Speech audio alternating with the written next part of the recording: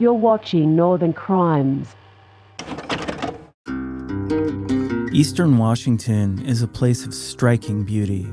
Vast open plains, rolling hills, and quiet small towns scattered across the landscape. But behind the tranquility of this less populated region lies a darker side, where a series of chilling mysteries remain unsolved. In this oftentimes overlooked part of the state, where the distances between towns stretch for miles, disappearances and murders can go unnoticed for years, sometimes decades. It's a place where secrets can remain buried, yet each of these cases is a puzzle, and in the end, someone holds a key. This is the true story of 5 cold cases from Eastern Washington, and this is Northern Crimes.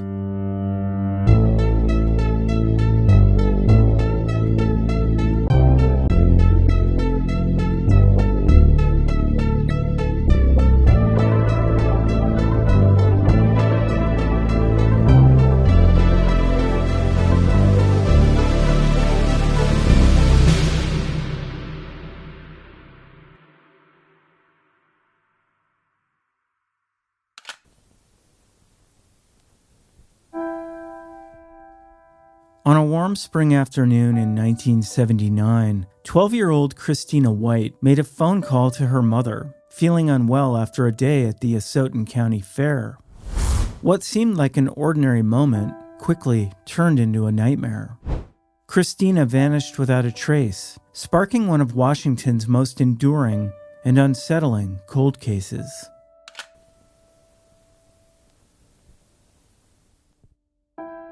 Christina White was just a typical 12-year-old girl living in Asotin, Washington, a small town just 5 miles from Clarkston. She was known as a bright and happy child, always spending time with her friends. On April 28, 1979, during the Asotin County Fair, Christina mysteriously disappeared, leaving her family in the town searching for answers that, unfortunately, would never come.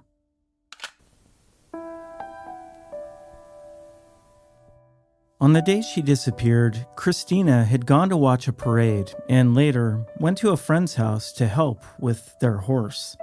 After becoming overheated in the hot sun, she called her mother to let her know she wasn't feeling well. Her mother, Betty Eminger, told her to rest for a bit and then meet her at a nearby street corner. But Christina never made it to that corner. In fact, no one has seen her since. She was riding a 10-speed bicycle and wearing a tan and pink striped shirt, blue jeans, and red tennis shoes. Her bike, like Christina, was never found, leaving investigators with nothing to go on.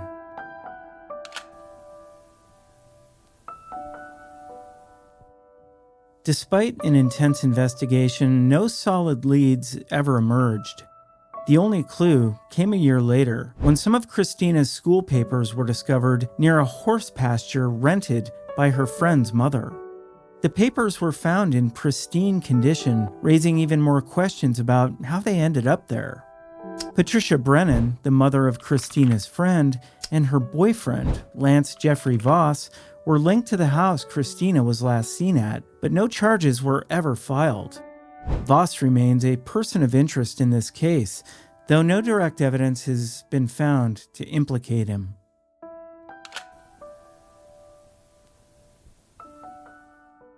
After 45 years, the disappearance of Christina White remains unsolved.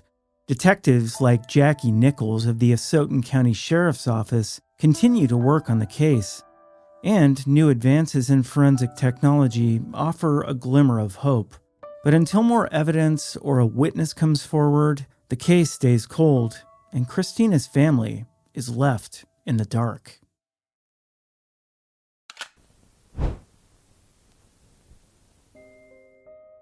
In the summer of 1984, 2 fishermen along the Spokane River stumbled upon a gruesome scene that would haunt investigators for nearly 4 decades. A decapitated body with its hands and feet missing lay discarded on the riverbank, leaving behind a chilling mystery that would remain unsolved for years.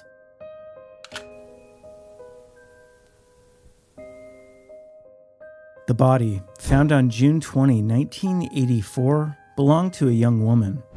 With no way to identify her and no missing persons reports matching her description, she was dubbed, quote, Millie, by investigators. It wasn't until 2023 that her true identity was revealed as Ruth Belle Waymire. She was born in 1960 and was a Spokane native who'd lived something of a nomadic lifestyle.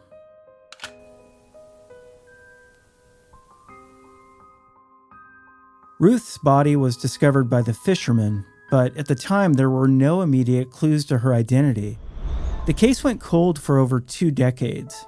Then, in 1998, a woman walking her dog found a skull in Spokane, Washington, in a vacant lot on 7th Avenue and Sherman Street. Forensic testing confirmed that the skull belonged to the body discovered 14 years earlier. Ruth had drifted between Spokane and Wenatchee, Washington, and had never been reported missing, making her case all the more baffling.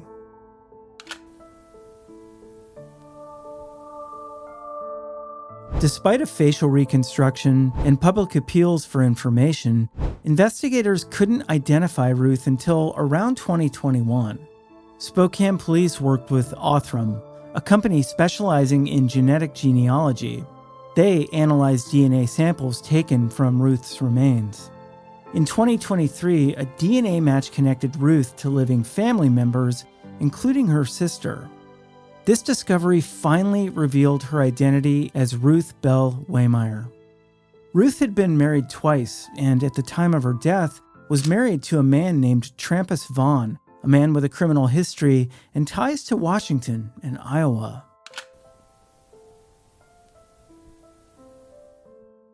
While Ruth's identity has now been uncovered, her killer remains unknown.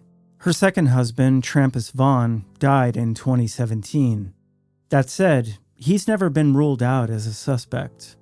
Spokane police are continuing their investigation, hoping to find more clues, including the whereabouts of Ruth's child, who was born just before her death.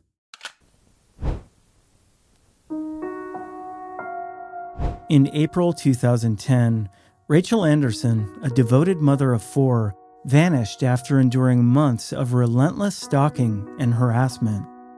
Though her body has never been found, her estranged husband was ultimately convicted of her murder, marking the beginning of a tragic and unresolved mystery.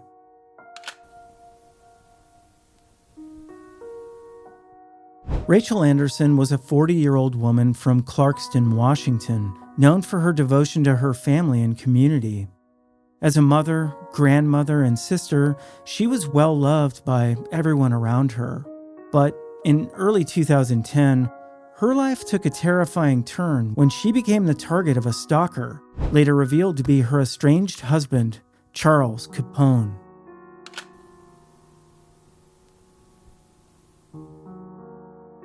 On April 16, 2010, Rachael disappeared after last being seen at Capone's auto repair shop in Moscow, Idaho.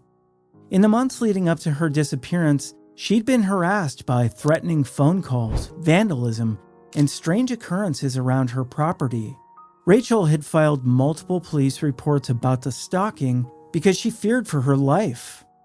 The last call she made was to a friend, saying she needed to discuss something very important. But she was never heard from again.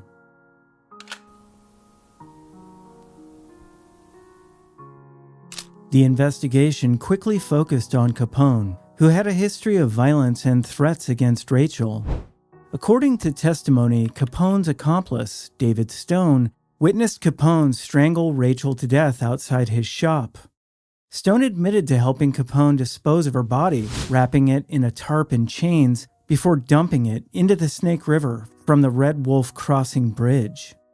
Despite extensive searches, Rachael's body was never found, though forensic evidence linked Capone to the crime.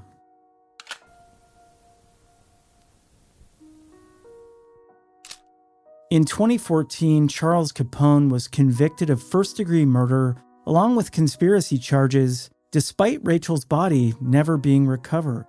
Stone's cooperation helped prosecutors secure the conviction. Capone was given life in prison without the possibility of parole. Despite this resolution, the exact location of Rachel's body remains unknown.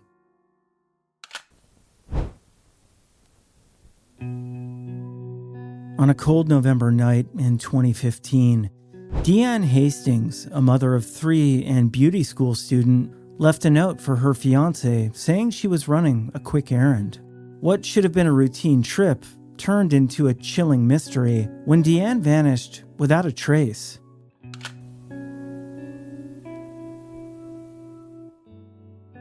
Deanne Hastings was 35 years old, a mother, a beauty school student, and engaged to be married.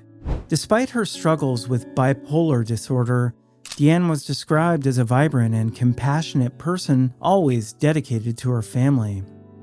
She'd been working to build a new life when she suddenly disappeared from Spokane, Washington, leaving behind unanswered questions and heartbreak for her loved ones.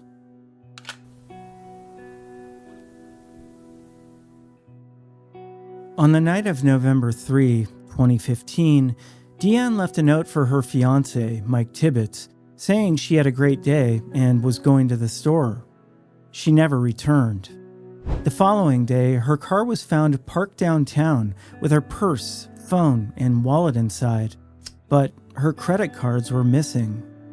Surveillance footage later showed Deanne acting erratically at a local grocery store where she purchased bizarre items, including a bottle of vodka. Witnesses said she seemed confused and had mentioned being drugged and kidnapped. But despite these alarming signs, no one intervened. Another witness later stated seeing her with 2 unidentified men.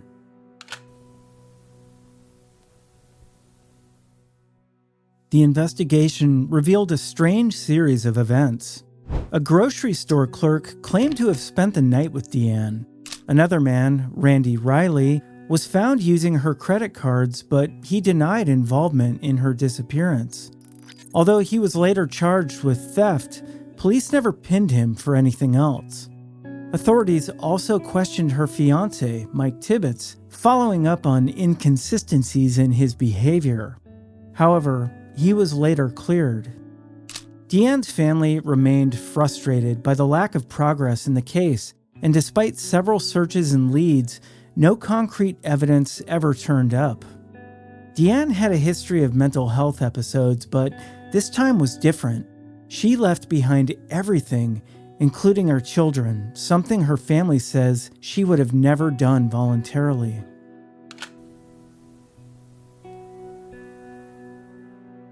Almost a decade later, Deanne Hastings' disappearance remains a cold case. Her fiancé and family continue to search for answers, but no trace of her has been found. Randy Riley, the man who was found with Deanne's credit cards, was sentenced to 13 months in prison in 2016. The grocery store clerk who said he'd spent the night with Deanne later moved to Florida. Although this raised suspicions, police haven't linked him definitively to her disappearance.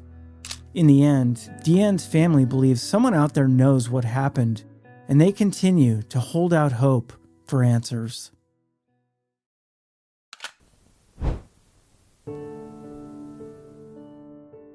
In 2018, 27-year-old Courtney Holden vanished from her Spokane home under disturbing circumstances. Her disappearance happened after years of alleged abuse and isolation at the hands of her adoptive family. For over a year, no one even knew she was missing, and when the truth finally surfaced, her family was arrested, but not for her disappearance. The question remains, what really happened to Courtney Holden?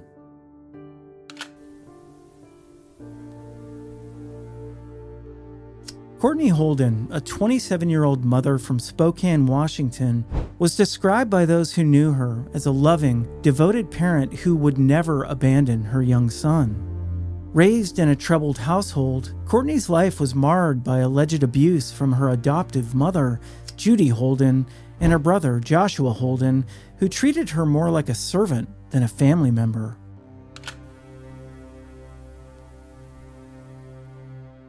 Courtney was last seen in the summer of 2018, trying to escape her family's home with a duffel bag, only to be dragged back inside by her adoptive brother.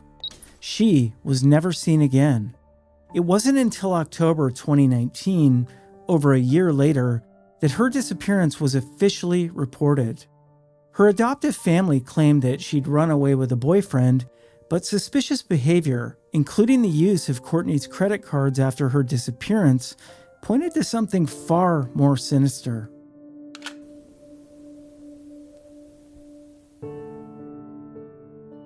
When police finally began investigating in late 2019, they found a pattern of control and abuse in Courtney's household. Neighbors reported seeing bruises on her, and it became clear that she was not allowed to leave the house freely. Joshua Holden's criminal record and erratic behavior raised more concerns, as did the fact that both Joshua and Judy fled to Texas with Courtney's son shortly after her disappearance.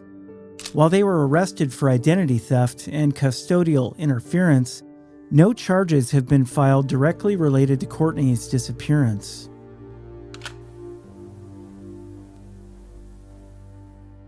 Today, Courtney Holden's case remains unsolved. Police suspect foul play and believe Courtney is likely deceased, but without solid evidence, her case remains classified as a missing person investigation.